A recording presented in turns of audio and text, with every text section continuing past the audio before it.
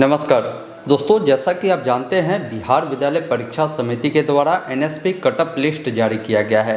NSP cut up list जब जारी हुआ है ना, तो इसमें बहुत सारे बच्चों का नाम इसमें दिया गया है और बहुत सारे बच्चों का नाम इसमें है ही नहीं।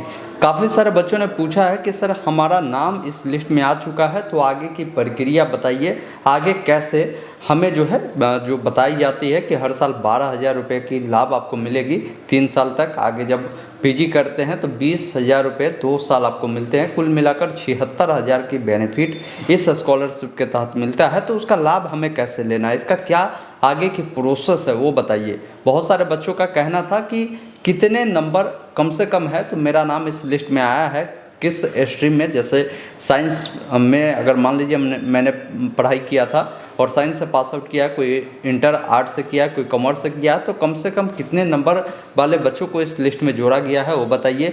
बहुत सारे बच्चे ये भी जानना चाहे कि लिस्ट में अगर मेरा नाम नहीं है तो लिस्ट में नाम कैसे जुड़वाएंगे, उसका कोई तरीका है तो वो बताइए। और जिन बच्चों का लिस्ट में नाम नहीं है उनको क्या करना है वो भी जानकारी बताऊंगा।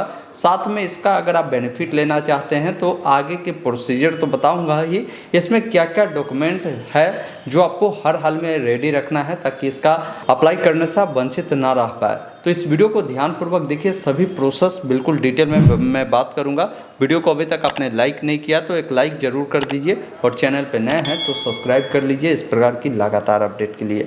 आइए मैं अपने स्क्रीन पर चलकर पूरी जानकारी बताता हूं। सबसे पहला चीज़ है कि आपने पूछा है कि एनएसपी कटअप लिस्ट में नाम आ गया है तो उसके बाद की प्रक्रिया क्या है।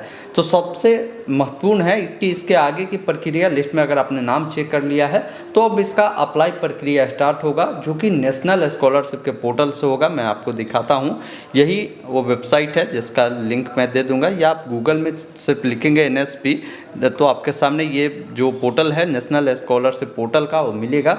यहीं से आप इसके लिए ऑनलाइन अप्लाई कर सकते हैं। अब ऑनलाइन अप्लाई होगा कब वो समझिए। तो मैं इसके पोर्टल पर आ चुका हूँ 26-27 के लिए। हालांकि बहुत सारे स्कीम के लिए आवेदन चल रहे हैं, लेकिन यहाँ पर जो भी इनका स्कीम चलता है, यहाँ पर स्कीम ऑन एनएसपी, जब इस पर आप क्लिक करेंगे तो ये बेनिफिट सेंट्रल सेक्टर स्कीम के तहत आपको दिए जाते हैं। तो सेंट्रल सेक्टर स्कीम इसमें आता है किसमें, तो इसमें आपको जो है डिपार्टमेंट ऑफ हायर एजुकेशन में ये जो है सेंट्रल सेक्टर स्कीम आता है। तो अभी देखिए स्कीम अभी जो है यहाँ पर नॉट ओपन है, मतलब अभी इसके लिए आवेदन स्टार्ट नहीं है। आवेदन आने वाले 2-4 दिन के अंदर में ही यहाँ पर जो है शुरू हो जाता है।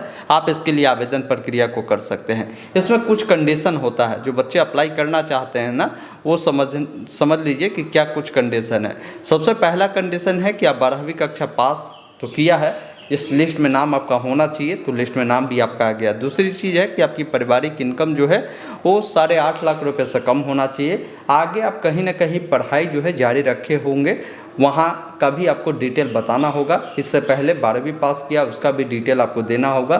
तो वो सारी डॉक्यूमेंट, जैसे आपको आधार कार्ड, अपना 10वीं 12वीं का मार्कशीट, साथ में आपको एक इनकम सर्टिफिकेट, जाति प्रमाण पत्र, आपने जहाँ नामांकन आगे लिया है उसका नामांकन रसीद, एक बोनाफाइड सर्टिफिकेट, ये सारी चीज़ें आपको रेडी रखना होगा ताकि आप आसानी से अप्लाई कर पाए। यहाँ पर पूरी इन्होंने एलिजिबिलिटी क्राइटेरिया बताया है जिसको देख पाएंगे। बेनिफिट कैसे मिलेगा वो भी जानकारी दिया है कि बेनिफिट आपको 12,000 रुपये हर साल आपको मिलता है। ग्रेजुएशन जब करते हैं, जैसे 3 साल करते हैं तो 3 साल आपको जो है ये 12,000 मिलेगा। फिर उसके बाद आगे जब आप जो है पीजी करेंगे तो फर्स्ट ईयर में आपको जो है 20,000, फिर अगले ईयर में भी आपको 20,000 के जो बेनिफिट है आपको मिलेगा, ये ध्यान रखिएगा। तो इस प्रकार इसका जो बेनिफिट है आपको मिलता है।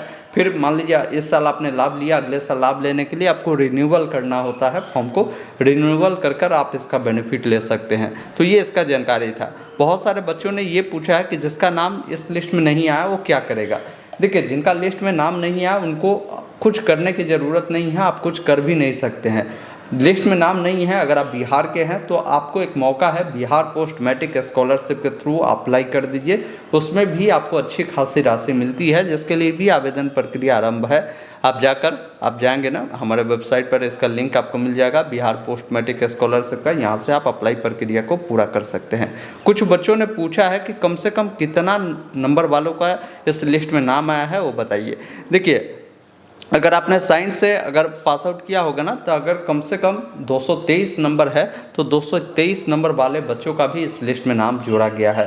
बहुत सारे बच्चे कॉमर्स वाले हैं, तो कॉमर्स वाले बच्चे में 342 नंबर कम से कम जिन बच्चों का है उनका नाम लिस्ट में दिया गया है, और आर्ट वाले में 313 नंबर कम से कम है उन बच्चों का नाम दिया गया है। अब आपका हो सकता है इतना नंबर आने के बाद भी नाम नहीं आया हो, तो ये कैटेगरी वाइज, मतलब जो कैटेगरी जैसे है कैटेगरी के अकॉर्डिंग इन्होंने कटअप निर्धारित किया है, उन बच्चों को दिया है। लिस्ट में एक बार मैं कहूँगा कि नाम जरूर देखिए। लिस्ट में नाम देखने के लिए लिंक डिस्क्रिप्शन में है, या गूगल में ऑनलाइन अपडेट STM लिखेंगे ना, ये जो वेबसाइट है आपको मिलेगा, इसको ओपन करना है। नीचे आएंगे लेटेस्ट अपडेट में ही Bihar board NSP scholarship merit list का लिंक मिलेगा, जिस पर क्लिक करेंगे।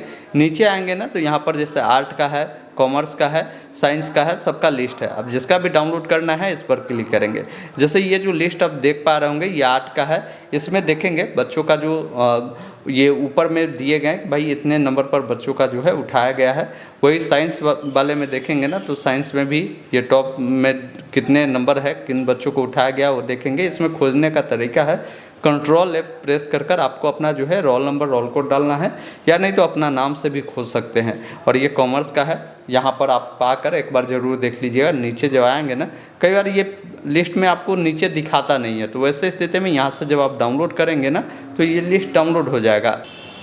अब जैसे देखेंगे ना लिस्ट मैंने डाउनलोड किया। अब जो साइंस वाले बच्चे हैं ना, जो ST वाले हैं, तो ST वाला का देखिए 223 नंबर भी है, फिर भी इसका जो नाम है इसमें दे दिया गया है। इस प्रकार देखेंगे ना कैटेगरी के ऊपर ये डिपेंड करता है, कम नंबर पर भी बच्चों को उठाया गया है। आर्ट में मैं दिखाता हूँ, आर्ट में जो ST वाले बच्चे हैं 313 नंबर पर भी उठाया है, और कॉमर्स में मैंने बताया है कि अगर आप SC वाले बच्चे हैं तो आपका 342 भी होगा, फिर भी इसमें नाम दे दिया गया है। अब रही बात कि इसका आवेदन प्रक्रिया कैसे होगा, तो मैंने बता ही दिया, नेशनल स्कॉलरशिप के पोर्टल से इसका आवेदन प्रक्रिया स्टार्ट होगा, आप आवेदन कर सकते हैं। तो ओवरऑल जो जानकारी था NSP कटअप लिस्ट में नाम आने के बाद क्या करना है, सभी चीज़ें मैंने बताया। इसका आवेदन स्टार्ट होगा तो कहेंगे तो इसका अप्लाई का मैं प्रोसेस लाऊंगा कि कैसे इसके लिए अप्लाई करना है। ये सेंट्रल सेक्टर स्कीम के तहत आपको बेनिफिट मिलता है, और जिन बच्चों का नाम नहीं आया है हताश निराश नहीं होना है, आप पोस्ट मैट्रिक स्कॉलरशिप के थ्रू जो है अप्लाई कर बेनिफिट आप ले लीजिएगा। बाकी इस वीडियो को अपने तमाम दोस्तों के साथ शेयर कर दीजिएगा ताकि उनको भी इसके बारे में जानकारी मिल पाएगा, और ऐसे अपडेट के लिए चैनल को सब्सक्राइब कर लीजिएगा। धन्यवाद।